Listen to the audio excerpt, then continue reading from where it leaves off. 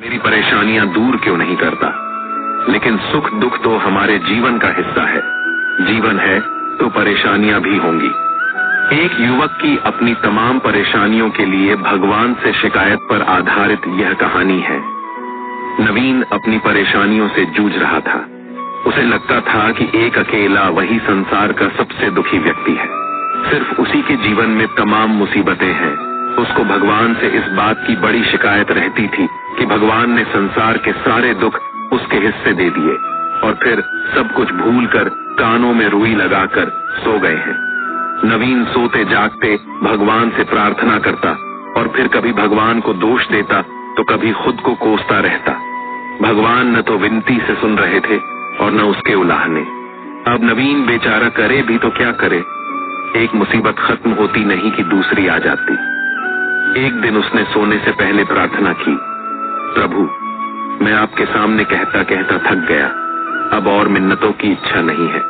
एक अंतिम बार कह रहा हूँ, कृपा करके मेरी प्रार्थना सुन लीजिए। अगर आपको मेरे दुख नहीं मिटाने हैं तो कम से कम इतना तो कर सकते हैं कि किसी ऐसे व्यक्ति के दुखों से मेरा दुख बदल दीजिए जिसके जीवन में मुझसे कम दुख हो। हमेशा के लिए नहीं तो कम से कुछ महीनों के लिए ही सही। थोड़े दिन के लिए मुझे भी कुछ राहत मिल जाए। अब भगवान ने नवीन की आखिरी इच्छा सुन ही ली और उसे उस रात सपने में भगवान दिखे। भगवान बोले, बालक मैं तुम्हारी प्रार्थना रोज सुनता था, पर मैं उनके ऊपर ध्यान ज्यादा दे रहा था जो तुमसे भी ज्यादा तकलीफ में है। खैर तुम अपने सारे कष्टों को विस्तार से एक कागज पर लिखो, फिर एक गठरी बनाओ और शहर के मुख्य चौराहे पर जाकर उसे टांग कर आ जाओ। नवीन हड़बड़ाकर नींद से जागा। पहले तो उसको बिल्कुल यकीन ही न हुआ कि सच में भगवान आए थे और उन्होंने उससे यह सब बातें कही हैं। फिर सोचा कि आजमाने में क्या हर्ज है, क्या पता इससे ही कोई रास्ता निकल आए। उसने भगवान के दिए आदेश के अनुसार अपनी सारी परेशानियां अलग अलग कागजों पर लिखी। इतनी परेशानियां लिख डाली कि सच में कागज का ढेर खड़ा हो गया और उसे गठरी में ही बांधना पड़ा। अब नवीन ने अपनी गठरी उठाई और पहुंच गया चौराहे पर। लेकिन वहां पहुंचकर चौराहे का नजारा देखकर अचंभे में पड़ गया। उसने देखा कि चौराहे पर तो पहले से ही लोगों की लंबी लाइन लगी हुई है जो उसी की तरह अपने अपने दुखों की बड़ी बड़ी गठरी लिए आ पहुंचे हैं। आखिर यह चक्कर क्या है? सब कुछ उसकी समझ से बाहर था। अभी वह इन विचारों में ही खोया था कि तभी एक आकाशवाणी हुई। उसमें सभी को अपनी गठरी को चौराहे पर लगी अलग अलग खूंटी में टांग देने का आदेश हुआ। वहां बेहिसाब खूंटियां पहले से ही बनी थीं। सभी ने अपनी अपनी गठरी टांगी और फिर ईश्वर के अगले आदेश की प्रतीक्षा करने लगे। कुछ ही देर में दोबारा से आकाशवाणी हुई और सबसे कहा गया कि सभी लोग अंदाजे से कोई ऐसी गठरी उठा लें जो उन्हें अपनी परेशानियों की गठरी से हल्की समझ में आती हो। अब उन्हें वही दुख भोगने होंगे जो उनकी चुनी नई गठरी में दर्ज होंगे। आकाशवाणी सुनते ही सभी हल्की से हल्की गठरी को लपकने के लिए दौड़े। सबके साथ नवीन भी नई गठरी चुनने के भागा। खूंटियों में टंगी समस्त गठरियों को घूरता हुआ वह काफी देर तक अंदाजा लगाता रहा। अब उसे एक डर और था कि कहीं वह कोई ऐसी गठरी न उठा ले जिसमें पहले से भी ज्यादा दुख हो। अगर ऐसा हुआ तो परेशानियां और बढ़ जाएंगी और मुझे लेने के देने पड़ जाएं। जीवन तहस नहस हो जाएगा सो अलग। अब उसके मन में तरह तरह के विचार आने लगे। वह सोचने लगा कि कम से कम वह अपने दुखों से भली भांति परिचित तो है और उन्हें झेलने का आदी भी हो गया है। उनके लिए कुछ रास्ते निकालने की शुरुआत भी की है। शायद उसका परिणाम आए तो एक आध दुख घट ही जाए। कहीं ऐसा न हो कि चुनी गई नई गठरी में दुख और भी ज्यादा पीड़ादायक हो जाए। ऐसे विचारों में खोया वह एक के बाद एक गठरी के सामने से गुजरता, लेकिन तय नहीं कर पाया कि कौन सी गठरी चुनी जाए। उसे यह भी डर था कि कहीं कोई उसकी गठरी न उठा ले। इसी उधेड़बुन में फंसे नवीन ने आखिरकार अपनी गठरी ही उठा ली और चल पड़ा। उसने तय किया कि वह अब इन चुनौतियों का मुकाबले पहले से ज्यादा मजबूती से करेगा। धीरे धीरे नवीन को अपने ही दुख दूसरों से कम होते हुए महसूस हो रहे थे और उसके जैसे ही भाव वहां मौजूद हर व्यक्ति में आ रहे थे। सच में सबको अपना दुख ज्यादा बड़ा और ज्यादा पीड़ादायक लगता है। लगता है कि वही संसार का सबसे दुखी प्राणी है, पर हमसे भी ज्यादा न जाने कितने और दुखी हैं। कितने ही लोग ऐसे हैं जिन्हें 2 वक्त का भोजन भी मुश्किल से नसीब होता है। कभी किसी की शानदार कोठी के आगे से गुजरते हुए यदि यह ख्याल बार बार आए कि जब किस्मत बंट रही थी तो वह इस आदमी से पीछे क्यों रहा, अगर आगे रहता तो उसे भी ऐसा सुख और ऐश्वर्य मिल जाता। जिन लोगों के पास साहस और हौसला है वह आत्मविश्वास की नाव पर सवार होकर आसानी से जीवन की कठिनाइयों से सफलता प्राप्त कर लेते हैं। जरा ऐसे लोगों के बारे में सोचिए जो जीवन मृत्यु के बीच झूल रहे हैं। कम से कम आप किस्मत की लाइन में इनसे आगे तो थे। स्वस्थ है, अपने काम के लिए किसी पर निर्भर नहीं है, अपना काम खुद करने के काबिल है। मैंने जिंदगी में एक ही बात सीखी है कि इंसान को कोई चीज नहीं हरा सकती जब तक वह खुद ना हार मान ले। हमें अपनी गलतियों की सजा भले ही तुरंत ना मिले, परंतु समय के साथ कभी न कभी सजा अवश्य मिलती है। सूर्योदय और सूर्यास्त हमें बताते हैं कि जीवन में कुछ भी स्थायी नहीं है, इसलिए हमेशा खुश रहे एवं जीवन की यात्रा का भरपूर आनंद ले। ये जिंदगी बहुत छोटी है। जो हमसे अच्छा व्यवहार करते हैं उन्हें धन्यवाद कहो, और जो हमसे अच्छा व्यवहार नहीं करते हैं उन्हें मुस्कुराकर माफ कर दो। मरी हुई मछली धारा के साथ बहती है, लेकिन जीवित मछली धारा के विपरीत तैरती है। अगर आप भी जीवित हैं तो गलत का विरोध करना सीखें। जरा सोचिए, हजारों गलतियों के बाद भी आप अपने आप से प्यार करते हैं, तो फिर किसी दूसरे की गलती पर उससे नफरत क्यों करने लगते हैं। राजा जनक की बेटी और राजा दशरथ की पुत्र वधू सीता, अलौकिक विवाह हुआ, परंतु मिला वनवास, फिर वनवास में भी अपहरण, फिर अग्नि परीक्षा, अंत में भी गर्भवती सीता को देखना पड़ा। परिवार वियोग यही तो है जिंदगी। पृथ्वी पर राज करने वाले पिता और ससुर चाहकर भी, साधन देकर भी सीता को सुख नहीं दे पाए। फिर एक साधारण मनुष्य कैसे अपनी संतान को उनके अपने कर्म के बिना सुख दे सकता है।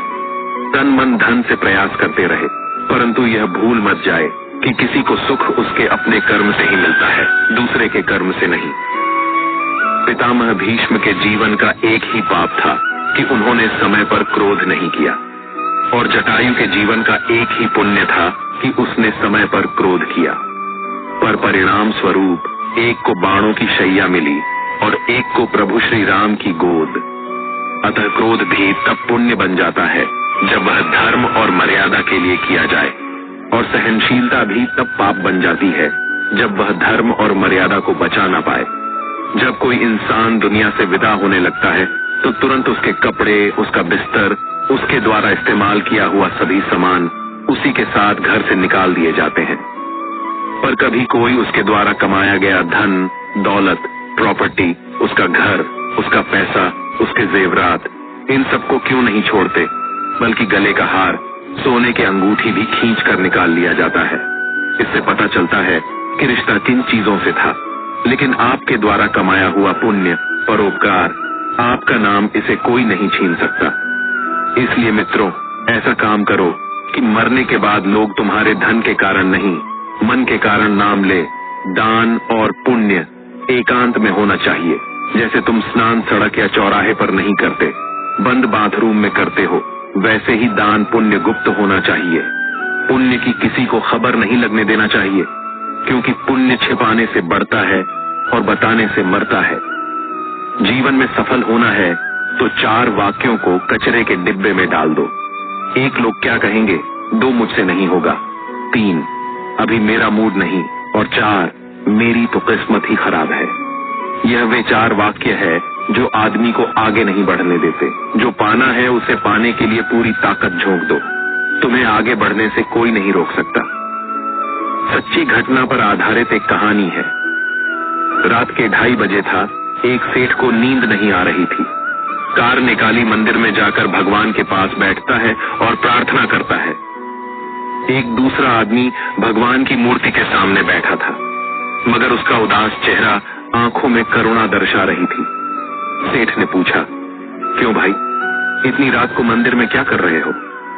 आदमी ने कहा, मेरी पत्नी अस्पताल में है। सुबह यदि उसका ऑपरेशन नहीं हुआ तो वह मर जाएगी और मेरे पास ऑपरेशन के लिए पैसा नहीं है। उसकी बात सुनकर सेठ ने जेब में जितने रुपए थे वह उस आदमी को दे दिए। अब गरीब आदमी के चेहरे पर चमक आ गई थी। सेठ ने अपना कार्ड दिया और कहा, इसमें फोन नंबर और पता भी है और जरूरत हो तो निसंकोच बताना। उस आदमी ने कार्ड वापस देकर कहा, मेरे पास उसका पता है, इस पते की जरूरत नहीं। आश्चर्य से सेठ ने कहा, किसका पता है भाई? उस गरीब आदमी ने कहा, जिसने रात को 2:30 बजे आपको यहाँ भेजा, उसका भगवान मदद जरूर करता है। अर्जुन श्री कृष्ण से बोले, केशव, जब मृत्यु सभी की होनी है तो हम सत्संग, भजन, सेवा, सिमरण क्यों करें? जो इंसान मौज मस्ती करता है, मृत्यु तो उसकी भी होगी। श्री कृष्ण जी ने अर्जुन से कहा, हे पार्थ बिल्ली, जब चूहे को पकड़ती है तो दांतों से पकड़कर उसे मार कर खा जाती है, लेकिन उन्हीं दांतों से जब अपने बच्चे को पकड़ती है तो उसे मारती नहीं, बहुत ही नाजुक तरीके से एक जगह से दूसरी जगह पहुंचा देती है। दांत भी वही है, मुंह भी वही है, पर परिणाम अलग अलग। ठीक उसी प्रकार मृत्यु भी सभी की होगी। प्रभु के धाम में मनुष्य के 3 मित्र। सच्चा कौन है, हम आपको बताते हैं। एक व्यक्ति के 3 साथी थे। जब वह मरने लगा तो अपने मित्रों को पास बुलाकर बोला, अब मेरा अंतिम समय आ गया है। तुम लोगों ने आजीवन मेरा साथ दिया है, मृत्यु के बाद भी क्या तुम लोग मेरा साथ दोगे? पहला मित्र बोला, मैंने जीवन भर तुम्हारा साथ निभाया, लेकिन अब मैं बेबस हूँ, अब मैं तुम्हारी कोई मदद नहीं कर सकता। दूसरा मित्र बोला, मैं मृत्यु को नहीं रोक सकता, मैंने आजीवन तुम्हारा हर स्थिति में साथ दिया है, मैं यह सुनिश्चित करूंगा कि मृत्यु के बाद तुम्हारा अंतिम संस्कार सही से हो। तीसरा मित्र बोला, मित्र तुम चिंता मत करो, मैं मृत्यु के बाद भी तुम्हारा साथ दूंगा, तुम जहां भी जाओगे मैं तुम्हारे साथ साथ रहूंगा। वे तीनों मित्र थे, धन, परिवार और कर्म। दोस्तों, जीवन भर हमने कितना भी धन कमाया, वो तो सब यहीं रह जाएगा और ना ही कोई परिवार साथ जाएगा। साथ रहेगा तो बस कर्म। इसलिए जीवन में अच्छे कर्म करें, यही हमारे जीवन का सार है। एक बार की बात है, जंगल में भगवान महावीर को अकेले चिंतन में लीन पाकर एक दुष्ट व्यक्ति उन्हें तकलीफ देने लगा, लेकिन महावीर शांत रहे।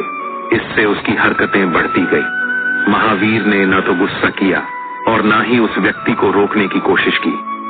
वह तो जीव मात्र के प्रति प्रेम एवं करुणा से पले हुए थे। उनका मूल मंत्र ही यह था, प्रेम करो, प्रेम में ही परम छिपा हुआ है। यह सबसे कहा करते थे, यदि कोई तुम्हारा अहित करे तो भी उससे प्रेम करो। वह दुष्ट व्यक्ति भी उनके इन्हीं उपदेशों के चलते उन्हें तकलीफ दे रहा था।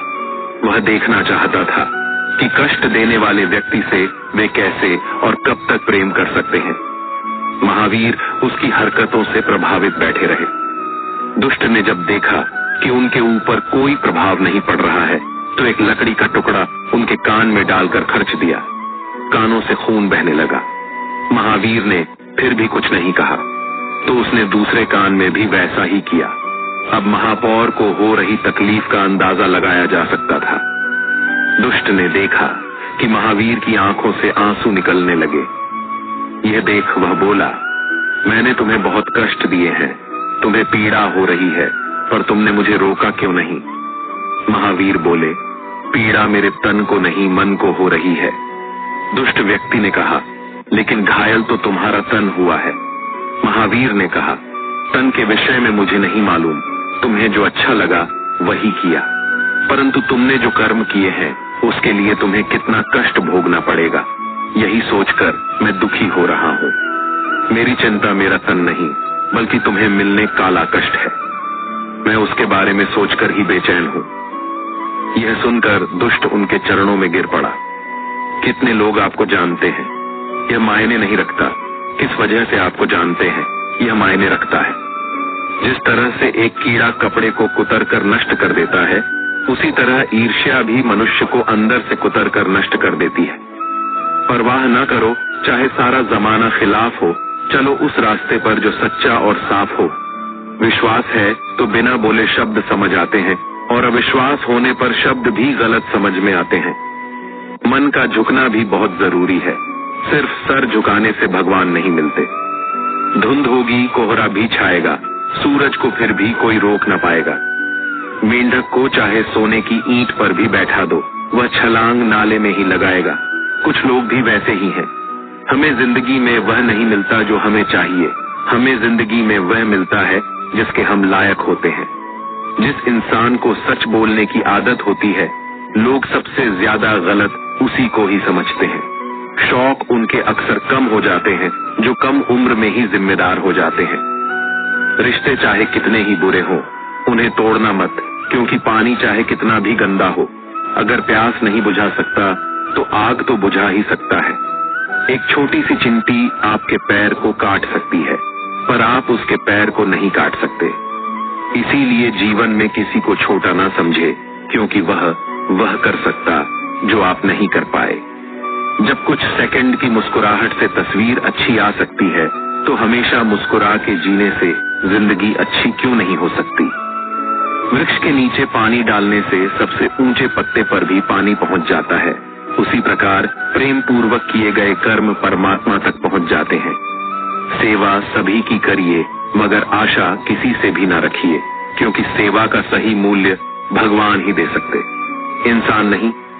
इनसे दूर रहना बेहतर जो दूसरों से धोखा करते हैं और आपसे वफादारी के वादे करते हैं, जो दूसरों के बारे में गलत अफवाहें फैलाते हैं और पीठ पीछे गलत बातें बोलते हैं, जो अपने माता पिता का तिरस्कार और अनादर करते हैं, जो जिंदगी के बारे में हमेशा निराशावादी बात करते हैं, पूरी तरह नकारात्मक है और हर कार्य के पहले भय पैदा करते हैं, जो अपने गलत कार्यों में आपको भी भागीदार बनाना चाहते हैं, जो आपकी गलत बातों का कभी विरोध नहीं करते, जिनके लिए धन ही प्राथमिकता है, मानवता और संबंध कोई मायने नहीं रखते।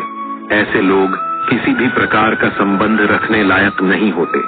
यदि आप संत हैं तो ऐसे लोगों को बदलने का प्रयास कर सकते हैं, परंतु यदि आप सामाजिक प्राणी हैं तो ऐसे लोगों से दूरी बनाना ही बेहतर होगा। ये कलयुग है, कोई भी चीज नामुमकिन नहीं।